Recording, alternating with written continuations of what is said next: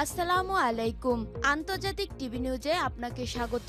শুরুতেই জানাবো আমাদের হাতে থাকা সর্বশেষ গুরুত্বপূর্ণ আপডেট যুদ্ধের সংবাদ, এরপর বিস্তারিত।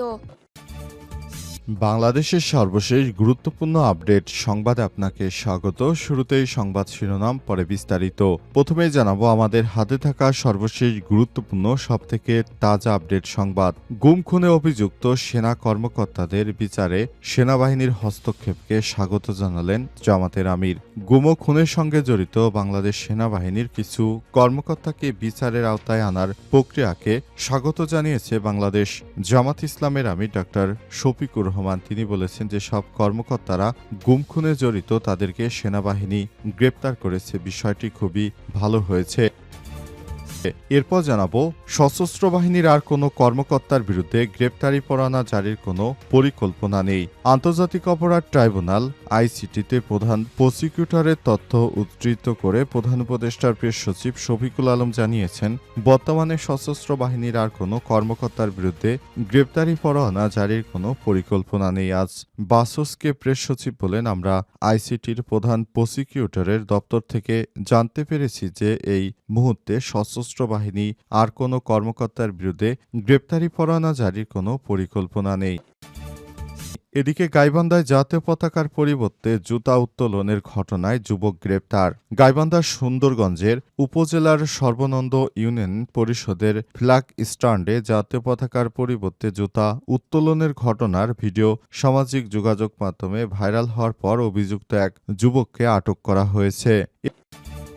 এবারে জানাবো 11 বছরে অর্ধশত কোটি টাকার সম্পদের মালিক বিআরটি এর মেকানিক্যাল অ্যাসিস্ট্যান্ট পদে চাকরিতে যোগ দিয়েছিলেন সৌরভ কুমার শাহ। সংস্থাটির নোয়াখালীর কার্যালয়ে শুরু তার চাকরি জীবন। তখনই খুলে যায় তার ভাগ্যের দ্বার। এরপর আর তাকে পেছনে ফিরে তাকাতে হয়নি। অবৈধভাবে উপার্জন করেছেন 2 হাত ভরে। ইতিমধ্যেই তিনি নামে বেনামে অর্ধশত কোটি টাকার সম্পদ গড়েছেন। এ বিষয়ে গুরুত্বপূর্ণ সংবাদ জানাবো, সঙ্গেই থাকুন। এবং সর্বশেষ জানাবো রাতভর পাকিস্তান আফগানিস্তান বাহিনীর মধ্যে ব্যাপক সংঘর্ষ, ব্যবহার হয় ভারী অস্ত্র। সীমান্তে পাক সেনাদের লক্ষ্য করে হামলা চালিয়েছে আফগান বাহিনী। রাতে কাবুলে হামলার জবাবে এই প্রতিক্রিয়া দেখিয়েছে আফগানিস্তানের তালেবান। পাকিস্তানও পাল্টা হামলা চালিয়েছে। পাক নিরাপত্তা সূত্রের বরাতে জিও নিউজ জানিয়েছে, শনিবার রাতভর আফগান বাহিনীর একাধিক সীমান্ত পয়েন্ট জুড়ে গুলিবর্ষণ করলে পাকিস্তানি সেনাবাহিনী দ্রুত পাল্টা আক্রমণ চালায়। হামলায় বেশ কয়েকটি আফগান পোস্ট ধ্বংস হয়ে যায় এবং সেনা ও সন্ত্রাসীদের ব্যাপক ক্ষতি হয়। প্রতিবেদনে বলা হয়, আঙ্গোরাড্ডা, বাজাউর এবং কুরমাসহ বেশ কয়েকটি সীমান্ত পয়েন্ট বিনা উস্কানিতে গুলিবর্ষণ শুরু করে আফগানিস্তান। একই সঙ্গে দীর চিত্রাল, বারামচা এবং অন্যান্য স্থানেও হামলার খবর পাওয়া গেছে। এই ঘটনায় পাকিস্তান পাল্টা পদক্ষেপ নিলে একাধিক আফগান পোস্ট ধ্বংস হয়ে গেছে বলে জানিয়েছে পাক সংবাদ মাধ্যম। প্রিয় দর্শক, এতক্ষণ শুনছিলেন সংবাদ শিরোনাম, এবারে বিস্তারিত। তবে তার আগে বন্ধুরা অনুরোধ থাকবে, এই সংবাদটিতে একটি লাইক দিন। এই চ্যানেলে আপনি নতুন হয়ে থাকলে আমাদের সংবাদটি দেখতে দেখতে চ্যানেলটি সাবস্ক্রাইব করে রাখুন। কমেন্ট করে বন্ধুরা আপনার মূল্যবান মতামত জানিয়ে দিন আপনি বিশ্বের কোন দেশ থেকে বা বাংলাদেশের কোন স্থান থেকে আমাদের সংবাদটি দেখছেন এবং শুনছেন। আর বন্ধুরা, সংবাদটি আপনার সোশ্যাল মিডিয়া ফেসবুকে শেয়ার করে বন্ধুদেরও দেখার সুযোগ করে দিন। এবারে বিস্তারিত। গুম খুনে অভিযুক্ত সেনা কর্মকর্তাদের বিচারে সেনাবাহিনীর হস্তক্ষেপকে স্বাগত জানালেন জামাতের আমির।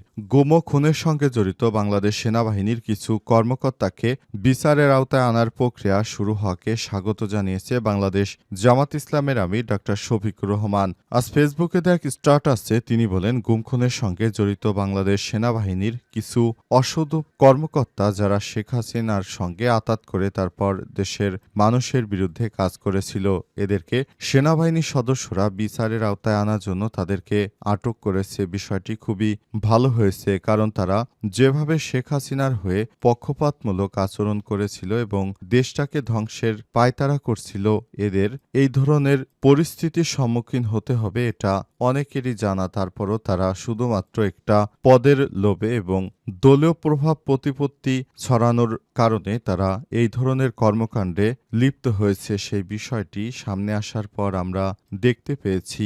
তবে অন্তর্বর্তীকালীন সরকারের প্রধান উপদেষ্টা প্রফেসর ডক্টর মোহাম্মদ ইউনূসের সরকার এই বিষয়টি খুব ভালোভাবে দেখছেন। তিনি এসব সেনা কর্মকর্তাদেরকে আন্তর্জাতিক ট্রাইব্যুনালের মাধ্যমে বিচারের মুখোমুখি করাচ্ছেন। সেই বিষয়টি আমাদের জন্য খুবই ভালো একটি বিষয়, কারণ তাহলে ভবিষ্যতে আর কোনো বাংলাদেশি কোনো সেনাবাহিনীর কর্মকর্তারা এই ধরনের কোনো আচরণ করতে পারবে না।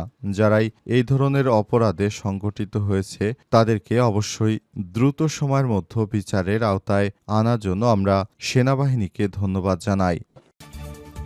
সশস্ত্র বাহিনীর আর কোনো কর্মকর্তার বিরুদ্ধে গ্রেপ্তারি পরোয়ানা জারির পরিকল্পনা নেই। আন্তর্জাতিক অপরাধ ট্রাইব্যুনালের আইসিটি প্রধান প্রসিকিউটর তথ্য উদ্ধৃত করে প্রধান উপদেষ্টার প্রেস সচিব শফিকুল আলম জানিয়েছেন, বর্তমানে সশস্ত্র বাহিনীর আর কোনো কর্মকর্তার বিরুদ্ধে গ্রেপ্তারি পরোয়ানা জারির কোনো পরিকল্পনা আমাদের নেই।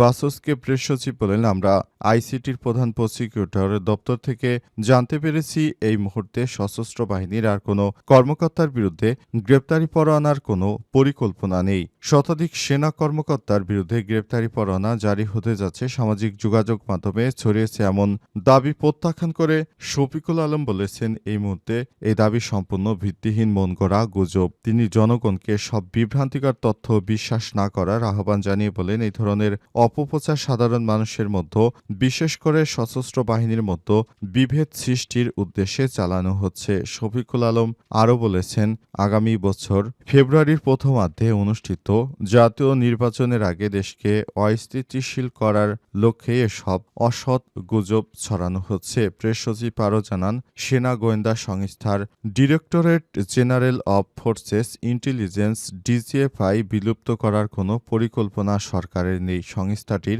সীমান্তবর্তী ও বহির্দেশীয় গোয়েন্দা কার্যক্রম আরও জোরদার করতে সংস্কারমূলক পদক্ষেপ বিবেচনা করছে সরকার। এই বিষয়টি খুবই গুরুত্বের সঙ্গে দেখা হচ্ছে। গাইবান্ধায় জাতীয় পতাকার পরিবর্তে জুতা উত্তোলনের ঘটনায় যুবক গ্রেপ্তার।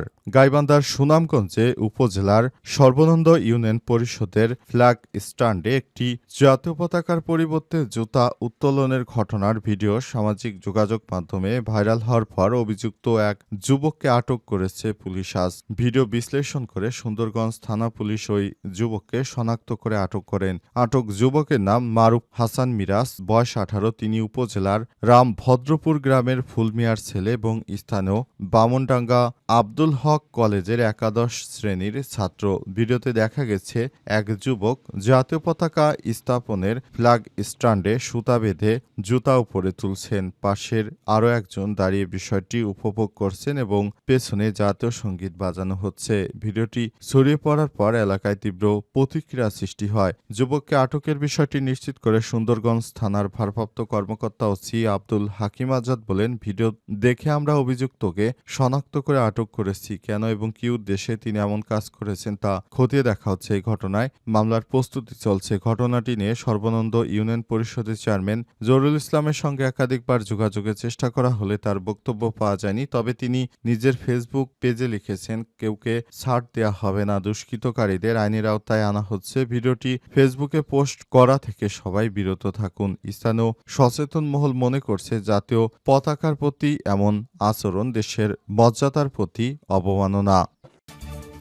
11 বছরে অর্ধশত কোটি টাকার সম্পদের মালিক। বিআরটির মেকানিক্যাল অ্যাসিস্ট্যান্ট পদে চাকরিতে যোগ দিয়েছিলেন সৌরভ কুমার সাহা। সংস্থাটির নোয়াখালীর কার্যালয়ে শুরু তার চাকরি জীবন। তখনই খুলে যায় তার ভাগ্যের দুয়ার। এরপর তাকে আর পেছনে ফিরে তাকাতে হয়নি। অবৈধভাবে উপার্জন করেছেন 2 হাত ভরে। ইতিমধ্যে তিনি নামে বেনামে অর্ধশত কোটি টাকা সম্পদের পাহাড় গড়েছেন। ফরিদপুর সদর উপজেলার বাসিন্দা সৌরভের বাবা ছিলেন পত্রিকার হকার। তার সামান্য আয়ে পরিবার পরিজন নিয়ে টানাটানির মধ্যে সংসার চলত।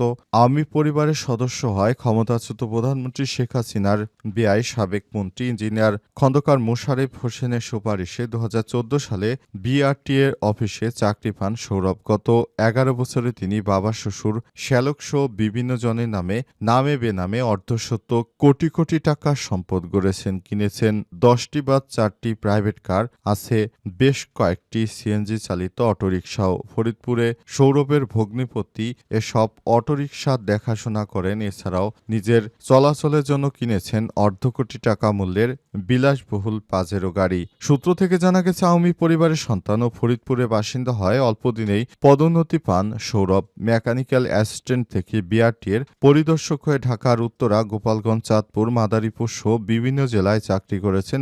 বর্তমানে মাদারীপুর থেকে 2023 সালের শুরুতে বরিশাল বিআরটিতে ইন্সপেক্টর পদে যোগদান করেন। গত 11 বছরে ড্রাইভিং লাইসেন্স, ফিটনেস ও রেজিস্ট্রেশন থেকে ঘুষ বাণিজ্যের মাধ্যমে 2 হাত ভরে কামিয়েছেন অঢেল অর্থ। আর অবৈধ এই অর্থ দিয়ে নিজের নামে কিছুই করেননি সুচতুর সৌরভ। আত্মীয় স্বজনের নামে বেনামে কিনেছেন 10টি বাস, প্রাইভেট কার, সিএনজি, জমি সহ অর্ধশত কোটি টাকার সম্পদ। শুধু তাই নয়, বিপুল অঙ্কের টাকা খরচ করে আওয়ামী লীগের মনোনয়ন নিয়ে মা কৃষ্ণারানী শাহকে বানিয়েছিলেন ফরিদপুর পৌরসভার কাউন্সিলর। পরে সৌরভের পিতা বিজয় কৃষ্ণ শাহ ফরিদপুর জেলা আওয়ামী লীগ নেতাদের আর্থিক সহায়তা শুরু করেন। অনুসন্ধান থেকে জানা গেছে, এভাবে অবৈধভাবে প্রতি বোর্ড থেকে 5 থেকে 6 লক্ষ টাকা অবৈধভাবে আয় করেন সৌরভ।